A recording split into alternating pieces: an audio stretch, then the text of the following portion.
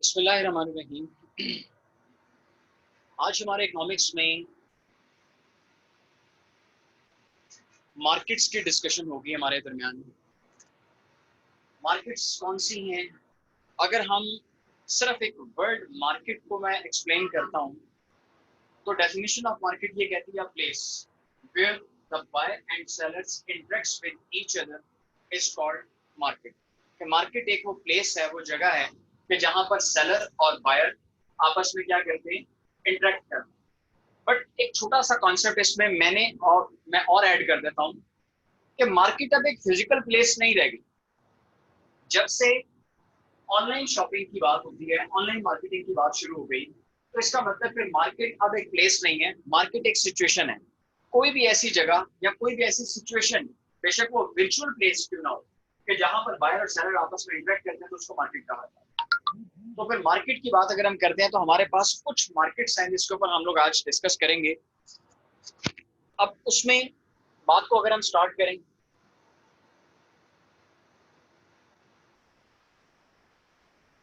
Perfect competition की हम बात करेंगे,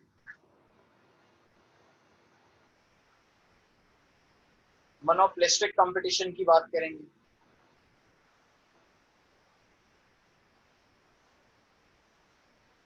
मोनोपोलिस्टिक के बाद ओलिगोपोली के ऊपर बात होगी, ड्यूपोली के ऊपर बात होगी और मोनोपोली के ऊपर बात होगी। ये टोटल हमारे पास 5 मार्केट्स हैं जिसके ऊपर हम लोगों ने काम करना। मैं पहले एक बड़ा एक लिमिटेड सा इंट्रोडक्शन देता हूं पहले इन सारों का, फिर उसके बाद वन बाय वन इसके ऊपर हम डिबेट करना शुरू करेंगे। Perfect competition, monopolistic competition, oligopoly, duopoly और मोनोपोली, मैंने एक सीक्वेंस के साथ इनको लिखा है। अब इनके अंदर सीक्वेंस क्या है? नंबर ऑफ सेलर्स, मैंने उस पॉइंट ऑफ व्यू से इसको लिखा। अगर मैं डिसेंडिंग नीचे से ऊपर जाता हूं तो मोनोपोली इज अ सिचुएशन, एक मार्केट की ऐसी सिचुएशन कि जहां पर एक सिंगल सेलर है, तो इस सेलर के अलावा और कोई पर्सन मार्केट में अवेलेबल नहीं है। ये सिंगल सेलर है और पूरी मार्केट कंट्रोल करता है। He have the complete control on the price of the product in the market. एक तो प्राइस के ऊपर भी इसका कंप्लीट कंट्रोल होता है। मार्केट में ये अकेला पर्सन है और इसके हाथ में सारा कुछ है, मर्जी से प्राइस डिसाइड करता है। तो इस सिचुएशन को हम क्या नाम देते हैं? मोनोपोली का नाम दिया जाता है। मोनोपोली से ऊपर चलते हैं तो ड्यूपोली होता है। मोनोपोली में मैंने क्या बात की थी? Single seller. ड्यूपोली में हमारे पास क्या होती है जी? दो सेलर की बात आती है। ड्यूपोली दो सेलर्स होते हैं हमारे पास, उसकी हम बात करते हैं कि मार्केट में सिर्फ 2 पर्सन अवेलेबल हैं, उसके अलावा मार्केट में और कोई प्रॉपर सेलर अवेलेबल है ही नहीं। तो उन्हीं दोनों को आपस में आप कंपटीशन है, उन दोनों का आपस में कम्पीट करते हैं, तो इसके ऊपर बात करेंगे। तो ये हमारे पास ड्यूपोली आता है। ओलिगोपोली के ऊपर चलते हैं तो उसमें हम बात करते हैं जी वेरी फ्यू की बात अगर हम करें तो इस पे एग्जैक्ट क्वांटिटी हमारे पास नहीं है। डिफरेंट इकोनॉमिस्ट ने इसके ऊपर डिफरेंट क्वांटिटी इसके ऊपर बात की। तो नॉर्मल जी ओलिगोपोली की जो रेंज होती है वो 5 to 8 सेलर्स कंसिडर किए जाते हैं। इसको वेरी फ्यू सेलर्स की बात की जाती है। जिसकी बेस्ट एग्जांपल अगर हम पाकिस्तान में लेना चाहें तो हमारी जो सेलुलर कंपनीज है इस वक्त, जिसमें जैज है, टेलीनॉर है, जोंग है, ठीक है जी, उसके अलावा यूफोन है, वर्ल्ड कॉल भी इसमें पहले आज थोड़ा सा कंसिडर किया जाता था, जैज वारिद भी था। तो ये हमारे पास अप टू सम एक्सटेंट हमारी ओलिगोपोली की एग्जांपल बनती है, जिसमें फ्यू सेलर्स होते हैं, वेरी फ्यू सेलर्स। फिर उससे ऊपर जाते हैं तो मोनोपोलिस्टिक कंपटीशन में इससे भी थोड़े ज्यादा सेलर, इसमें हम बात कर सकते हैं फ्यू सेलर्स। ठीक है जी, फ्यू सेलर्स में इससे भी ज्यादा यानी कि 10 प्लस की हम बात कर सकते हैं। इसके अंदर फिर से वही बात करूंगा, exact quantity of the seller, different concept हमें डिफरेंट बुक्स में डिफरेंट मिलेंगे, डिफरेंट इकोनॉमिस्ट ने इसको डिफरेंट एस्पेक्ट से एक्सप्लेन किया हुआ है। लेकिन अगर हम बात करते हैं परफेक्ट कंपटीशन की तो इसमें लार्ज नंबर ऑफ सेलर्स, ठीक है जी, लार्ज नंबर ऑफ सेलर्स की अगर हम बात करते हैं तो इट मींस दैट कि इसमें सेलर्स के पास किसी किस्म का कोई कंट्रोल नहीं है मार्केट में प्राइस को कंट्रोल करने का। ये प्राइस टेकर है, ये प्राइस मेकर नहीं है। मोनोपोली की बात हमने की थी, ड्यूपोली की बात करते हैं तो ये लोग मिलकर अपने क्या बनाते हैं? प्राइस कार्टेल बनाते हैं। अब इसमें ओलिगोपोली में ये चीज होती है, मोनोपोली में भी तो सिंगल पर्सन है, ड्यूपोली में भी होता है। यानी कि ये जो नॉर्मली ये जो 3 क्लास में मैं मेंशन कर रहा हूँ ना, ओलिगोपोली, ड्यूपोली और मोनोपोली, इसमें क्या होता है कि ये लोग, मोनोपोली में तो सिंगल है, वो तो खुद से प्राइस डिसाइड कर सकता है। लेकिन ड्यूपोली और ओलिगोपोली के अंदर ये क्या करते हैं? आपस में मिलकर एक प्राइस कार्टेल बना लेते हैं। कार्टेल का मतलब ये होता है कि ये लोग आपस में डिसाइड कर लेंगे कि हमारे में से कोई भी पर्सन इस मिनिमम रेंज से नीचे प्रोडक्ट सेल नहीं करेगा। अब मिनिमम प्राइस उन्होंने डिसाइड कर ली, अब इसका मतलब इन तीनों सिचुएशंस के अंदर ज्यादा बेनिफिट कौन उठा रहा होता है? सेलर उठाता है, बायर को इसमें नुकसान होता है। लेकिन अगर हम मोनोपोलिस्टिक में या परफेक्ट कंपटीशन में चले जाते हैं तो perfect competition highly suitable condition for the consumer. अब कंज्यूमर के लिए क्यों सूटेबल है? क्योंकि लार्ज नंबर ऑफ सेलर्स हैं मार्केट के अंदर और हाईली कंपटीशन मार्केट के अंदर अवेलेबल है। और इसके अंदर फिर क्या होता है कि अब कोई भी सेलर अपनी मर्जी से ज्यादा प्राइस चार्ज नहीं कर सकता। कंपटीशन इतना ज्यादा है कि ज्यादा प्राइस चार्ज करेगा बाहर किसी और सेलर के पास चला जाएगा। तो इसका मतलब फिर ये मार्केट के सिनेरियोज हमारे पास आते हैं कि perfect competition, large number of sellers हैं, मोनोपोलिस्टिक उससे कम है, ओलिगोपोली उससे कम है, ड्यूपोली उससे कम है, और मोनोपोली तक आते आते सिंगल सेलर के ऊपर बात आती है। तो ये रफली सा व्यू था हमारा किस चीज का, मार्केट्स के ऊपर हमने बात की। अब अगर हम प्रॉपरली एक मार्केट को अगर उठाकर उस पर बात शुरू करते हैं, अगर मैं सबसे पहली बात करता हूं बेटा जी परफेक्ट कंपटीशन का। अब perfect competition is a market. अब इसकी कुछ सिचुएशंस आपके सामने लिखने जा रहा हूं कि जिन सिचुएशंस की बेस के ऊपर हम इसको क्या नाम दे सकते हैं, that is a perfect competition market. अब हमारे पास कंडीशंस कौन सी है मार्केट की, अब उसके ऊपर बात करते हैं।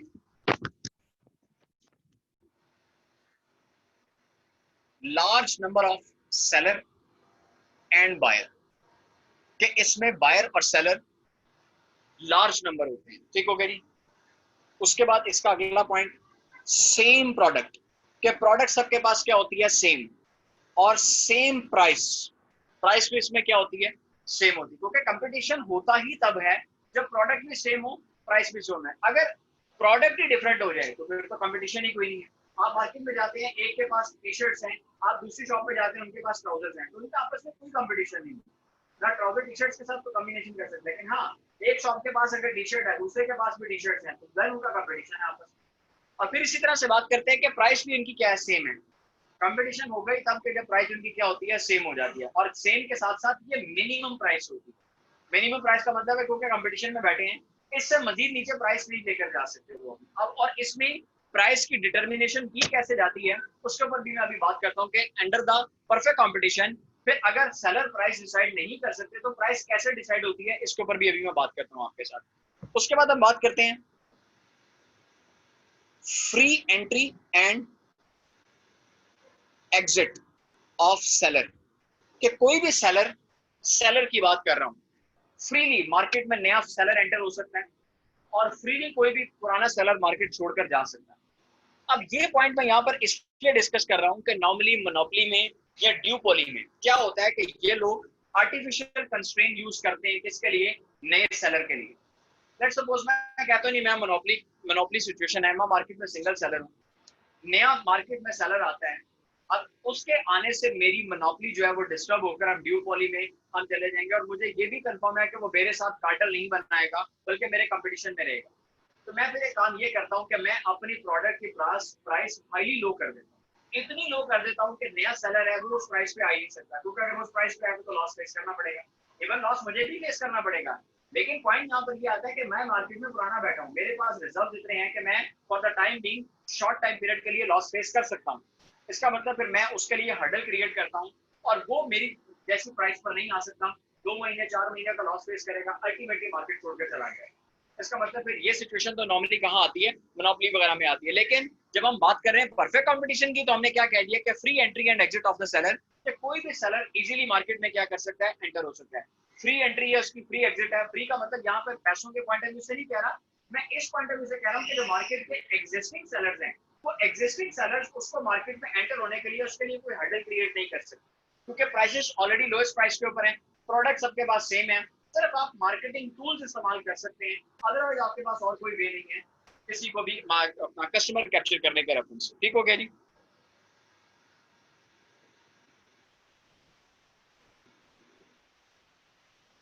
Complete knowledge of market. अब इसमें हम एक और चीज की एजम्पशन लेते हैं कि हमारा जो सेलर है, सॉरी जो बायर है, उसके पास मार्केट का कंप्लीट नॉलेज है।